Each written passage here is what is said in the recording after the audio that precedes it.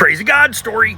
Years ago, the Holy Spirit led me to start a non-profit mechanic company where my full-time job was fixing cars for broke people for free as a way to share the love of God with people. Now, I never charged anybody for any work I did, but God always took care of the needs of me and my family. My life became unexplainable apart from God. The way you see the Holy Spirit reach the lost with the gospel in the book of Acts became a regular occurrence in my life. Like one time, I changed a tire for a guy that was on the side of the road with a flat. I tried to talk to him about Jesus, but he didn't want to have that conversation, so on one of my business cards, I wrote down the name, address, and phone number of a church I like.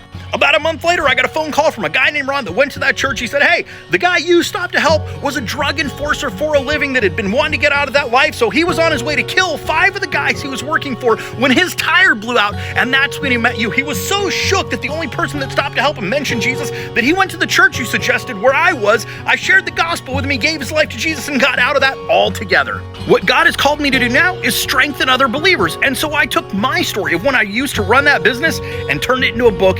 I give away free PDF copies of it at crazygodstory.com. The first part of the book is the story of when I ran that business and lived by faith and saw God at work in and through my life on a regular basis. The second part talks about what it takes to get to a place in your life where living by faith and following Jesus is as natural as breathing. I'm nothing special. I don't have amazing faith. I'm just a regular guy that said yes to God.